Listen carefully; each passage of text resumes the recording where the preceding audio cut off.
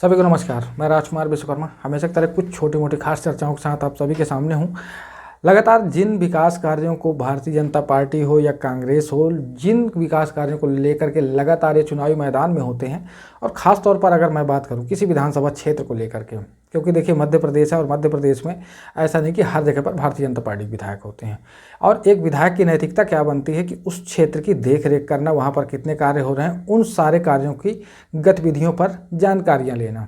दूसरी बात ये आती है कि आप किसी ग्राम पंचायत क्षेत्र से अगर बिलोंग करते हैं, वहाँ पर रहते हैं, तो तय है कि उस गांव की स्थितियों को भी आपको देखना होगा। क्योंकि बात यहाँ पर सीधी सी है कि आपके क्षेत्र का, आपके गांव का या किसी परिषद का जो जनप्रतिनिधि है, जिसे हमने बाकायदा वोट दिया और चुनाव जिताया है, अब वो पूरे 5 साल करने क्या वाला है। तो सवाल यहाँ पर एक और उठता है कि क्षेत्र की अगर गतिविधियों को हम देख रहे होते हैं तो उसी क्षेत्र की गतिविधियों से निकल करके आती है एक सबसे बड़ी बात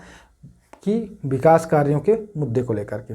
विकास कार्यों के मुद्दों की अगर हम बात करें तो विकास कार्यों के नाम पर बहुत कुछ यहाँ पर किया गया, चाहे नल जल योजना की बात करें, जल संरक्षण को लेकर के बात करें, किसानों की बात करें, शिक्षा व्यवस्था को लेकर के बात करें या स्वास्थ्य सुविधाओं को लेकर के बात करें, और ख़ास तौर पर जो पहुँच मार्ग है आपका। पहुँच मार्ग से मेरा सीधा मतलब है कि आज जिस तरह से NH-43 का जो निर्माण कराया गया, उस निर्माण कार्य में कितना अच्छा काम हुआ होगा, ये सोचने वाली बात है। भाई सीधी सी बात है, अरबों खरबों रुपए यहाँ पर खर्च हो रहे होते हैं और एक ब्रिज बनाने में कितनी लागत लगती है, ये आपको सोचना होगा और इस पर विचार करना होगा कि ये पैसे किस तरह से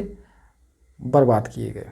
क्योंकि कहीं ना कहीं पर था तो हमारी सुविधाओं के लिए, क्योंकि जितने भी पॉलिटिशियंस हैं या जो भी हैं, वो भाई कहीं ना कहीं पर सत्ता सरकार से जुड़े हुए होते हैं और उनको हर आर्थिक गतिविधि के बारे में जानकारी होती है। सपोज अगर मैं बात करूँ आज बड़वारा विधानसभा क्षेत्र के, तो यहाँ पर आप देख रहे होंगे कि जो गतिविधियाँ हैं, और बड़वारा विधानसभा ही नहीं, आप मानपुर विधानसभा भी ले सकते हैं, अनूपपुर विधानसभा ले सकते हैं, पुष्पराजगढ़ विधानसभा ले सकते हैं, और साथ ही साथ एक बहुत बड़ी जानी मानी हस्ती संजय पाठक जी का बिजराहोगढ़ विधानसभा, बांधवगढ़ विधानसभा, जहाँ पर शिव नारायण सिंह होते हैं। अब भाई ऐसा है कि यहाँ पर लगातार तो चुनावी प्रपंच चलता चला आया और चुनावी प्रपंच के बीच में लगातार इन्होंने अपना एक इतिहास रचा, जहाँ पर एक कोई विधायक जी जो हैं तो 10 वर्षों से हैं, कोई विधायक जी 20 वर्षों से हैं, कुछ लोग 20 वर्षों से मंत्री हैं, और कुछ लोग लगातार सिर्फ चुनाव जीतने की हैट्रिक मारते आए हैं। सवाल यहाँ पर ये उठता है कि क्या इनकी नैतिकता नहीं बनती थी कि अपने क्षेत्र की जवाबदेही को ये बराबर समझते और उस क्षेत्र के लिए कुछ बेहतर करके दिखाते। यहाँ पर इनसे कोई लेना देना नहीं होता इन सब बातों को लेकर के। भाई ऐसा है कि विकास कार्यों के नाम पर ढिंढोरा पीटा गया और मूलभूत सुविधाओं के नाम पर ढिंढोरा पीटा गया, और बाकायदा अखबारों में विज्ञापन छपते रहे। और साथ ही साथ सबसे बड़ी विडंबना की बात है कि आज जब किसी क्षेत्र में हम जा रहे होते हैं, कई ऐसे उदाहरण है मेरे पास, जिसमें खास तौर पर अगर मैं बात करूं कि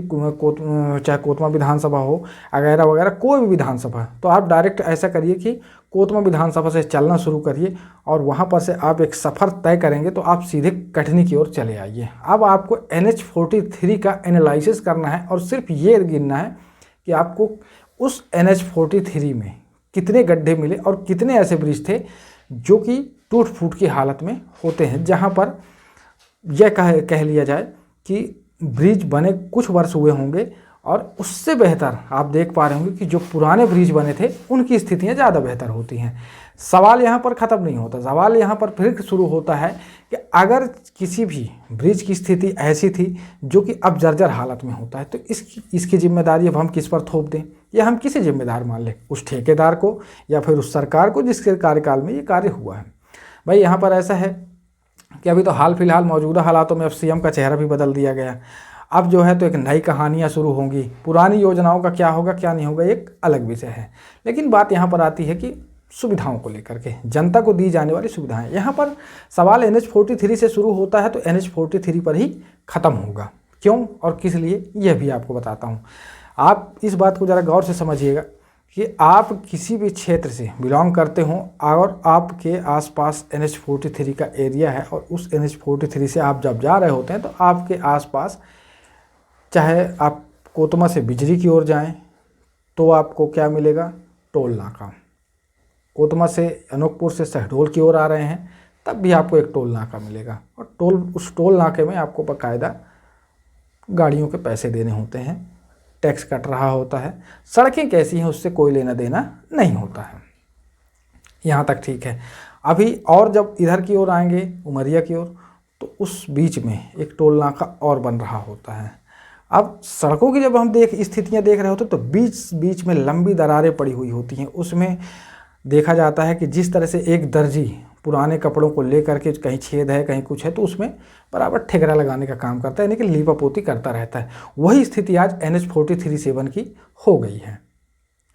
आप उस NH-43 की स्थिति आप देखिए कि किस स्थिति में जा रहा है। आज मैं जब सफ़र कर रहा था और उस सफ़र के दौरान देखता हूँ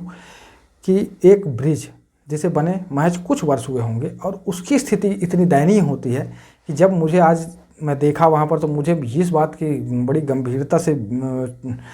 अंदर से बड़ी वो महसूस हुई कि चिंता की बात महसूस हुई कि भाई अगर इस ब्रिज में कभी दुर्घटना होती है तो लगभग कई सारी ऐसी जानें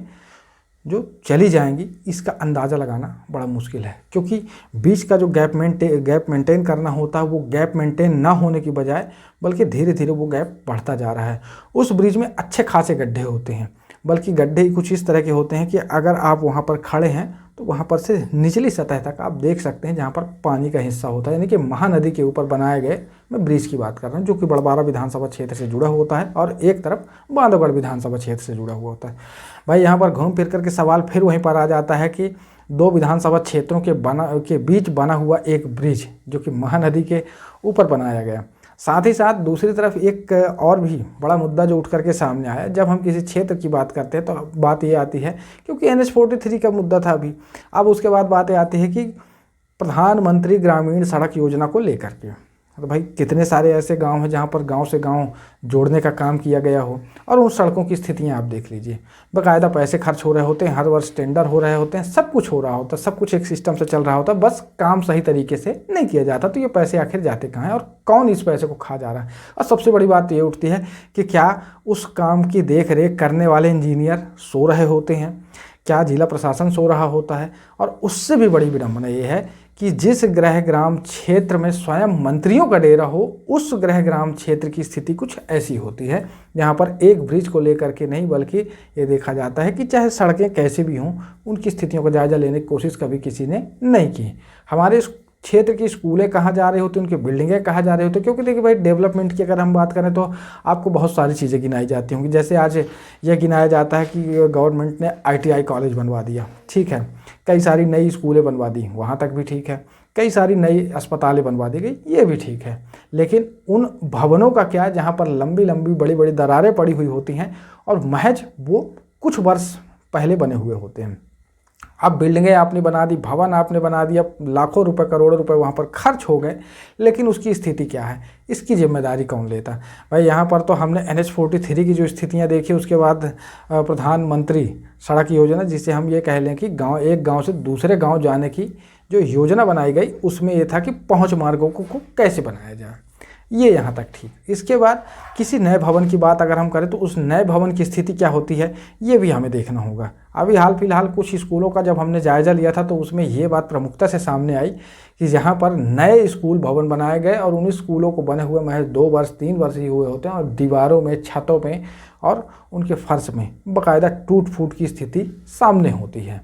तो इस तरह की गतिविधियां होती हैं और उन गतिविधियों के लिए जिम्मेदार हम किसे मान लें, किसे दोषी ठहरा दें, यहाँ पर ये हमारे समझ से बाहर होता है। और इस बात को कहीं ना कहीं पर जनता को तय करना चाहिए कि क्या अगली बार हमें इन जनप्रतिनिधियों को फिर चुनना चाहिए। लेकिन ऐसा होता नहीं, क्योंकि हम कह रहे हैं इस बात को, भाई हमने क्षेत्र के मुद्दों पर बात की, ना कि कोई चुनावी चर्चा थी। अभी विधानसभा चुनाव हुए और उसके बाद जो है तो लोकसभा चुनाव होंगे और इसके जो भी परिणाम आएंगे वो आप सभी के सामने होंगे। लेकिन नैतिकता के आधार पर अगर हम बात करें तो ये जो विधानसभा क्षेत्र हैं, इनकी जिम्मेदारी और जिम्मेवारी किसकी बनती थी और किसके सर पर इस जिम्मेदारी को थोप दिया जाए, ये आपको तय करना होगा। सरकार को, ठेकेदार को, या इंजीनियर को, या जिला प्रशासन को, या फिर संबंधित अधिकारियों को, क्योंकि तय है कि सभी एक दूसरे से जुड़े हुए होते हैं। तो चलिए ऐसी कुछ छोटी मोटी खास चर्चाओं के साथ हमारी मुलाकात फिर होगी। तब तक आप इस